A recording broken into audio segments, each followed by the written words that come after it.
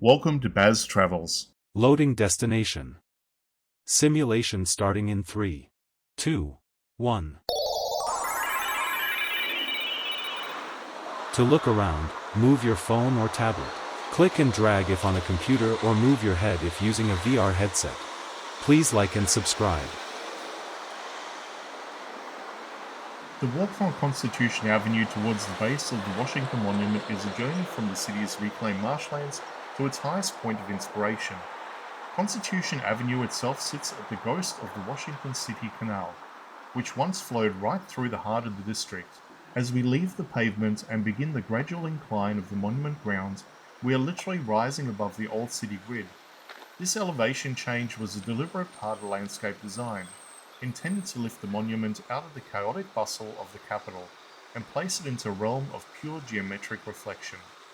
The Washington Monument is the tallest masonry structure in the world, standing at over 555 feet, but its grandeur isn't just in its height, it's in its simplicity. Originally designed by Robert Mills as an elaborate Greek temple with a massive colonnade at its base, the project was eventually stripped down to its singular unadorned obelisk. This shift towards minimalism created something far more powerful, a monument that doesn't rely on statues or inscriptions to convey the character of George Washington. Instead, it uses scale, proportion, and light to represent a legacy that is the foundation to the American experiment. As we move closer, the subtle shifts in the stone become visible. You can see a distinct change in the color of the marble about a third of the way up the shaft. This tide mark is a physical record of the monument's 20-year construction, halted during the mid-19th century, interrupted by the Civil War and the lack of funding. The monument stood as a stump for 2 decades, a symbol of a fractured nation. When construction finally resumed in 1876, the marble was sourced from a different quarry, leaving us with a permanent, visible scar that tells the story of American resilience and the eventual reunification of the country. The ground surrounding the monument provides one of the most significant vistas in the world.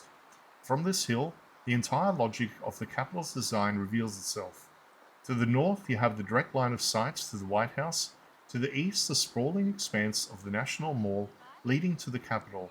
And to the west, the path stretches towards the Lincoln Memorial. The monument acts as an absolute center point, the hinge upon the entire city's turn.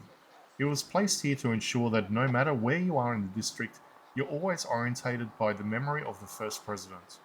Standing at the base, looking up at the aluminium apex, you feel the sheer weight of the 81,000 tons of stone.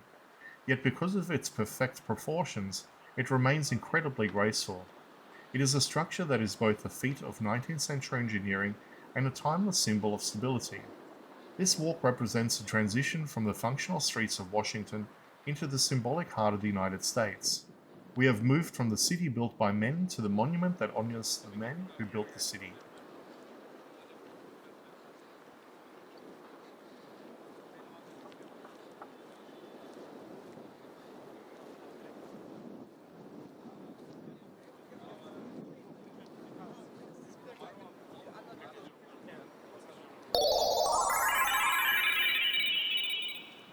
Simulation terminated. Please comment, like and subscribe.